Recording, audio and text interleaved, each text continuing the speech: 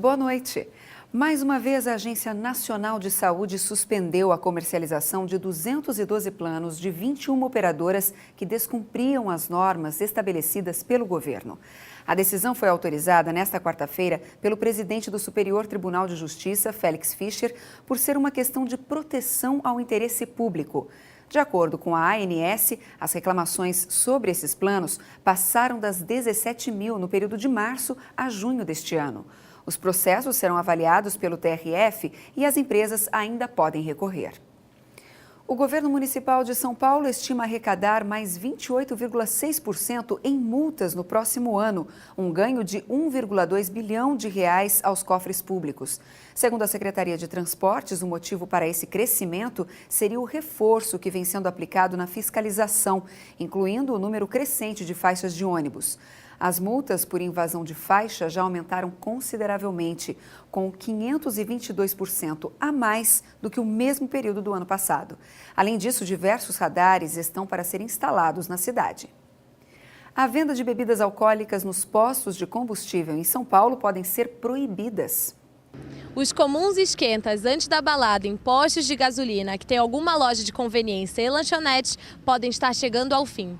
Para o vereador Floriano Pessarro, autor do projeto que proíbe a venda de bebidas alcoólicas nesses estabelecimentos, esses locais são sugestivos para o consumo de bebida alcoólica pelos motoristas, excesso de ruído alto e uso de cigarros. O esquenta dos jovens, ele sempre vai existir. Ele só vai mudar de lugar. Ao invés de ser num posto de gasolina, vai ser na casa de um ou vai ser em qualquer restaurante ou qualquer barzinho antes.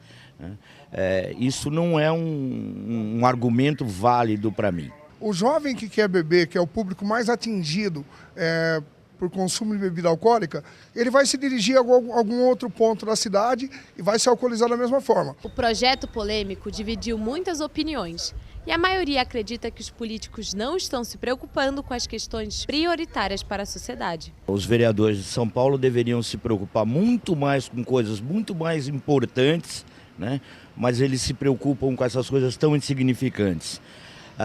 Isso não vai alterar em nada o consumo de bebida, o exagero. Eu concordo sim com a lei que proíbe quando você dirige alcoolizado, porque você pode sim causar danos. Fora disso, eu não concordo. Nós poderíamos ter medidas muito mais preventivas, voltadas para a educação, para a cultura, um foco que desviassem o jovem do consumo do álcool, da droga, e participassem de projetos educativos onde eles tivessem uma volta contrária, uma engenharia reversa da proporção do que eles oferecem hoje. Então isso solucionaria o problema. O que eles estão criando justamente é um tapa-boca. É um projeto que não vai funcionar, eles sabem que não vão ter mecanismo para fiscalizar e, portanto, é uma lei furada.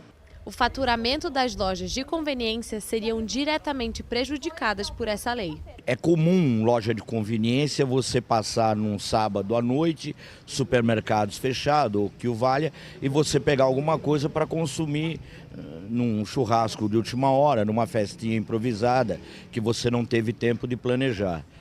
Isso vai sim mudar significativamente o faturamento dessas empresas. Para que o projeto seja implantado, ainda é preciso uma segunda aprovação na Câmara de Vereadores e depois receber um aval do prefeito Fernando Haddad. E a previsão do tempo para quinta-feira é de sol. O dia começa com nevoeiro e as nuvens aumentam com a chegada da noite. Não existe previsão de chuva. Máxima prevista 27 graus, mínima 14 graus. Uma pesquisa realizada pela Robert Half com mais de 1.700 diretores de recursos humanos de 13 países mostrou que a maioria das profissionais brasileiras que saem de licença maternidade não retornam ao trabalho. Das empresas entrevistadas, 85% responderam que menos da metade das funcionárias retornam após o nascimento de seus filhos. Número bem mais alto que a média global de 52%. Com relação às mulheres que ocupam cargos de gestão, a taxa de retorno é mais alta.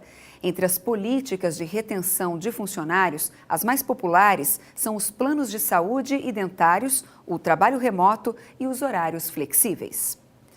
Dados compilados pela União Internacional de Telecomunicações da ONU mostraram que o Brasil é o quarto país com a maior população de nativos digitais, ou seja, com jovens que cresceram acompanhando de perto a expansão da internet e estão acostumados às muitas mudanças trazidas pela web. Essa foi a primeira vez que a entidade fez esse tipo de pesquisa, mas admitiu não haver consenso entre os critérios de avaliação, assim como os efeitos de se ter nascido nessa era. A metodologia usada foi de jovens entre 15 e 24 anos que já possuem experiência com a internet há pelo menos 5 anos.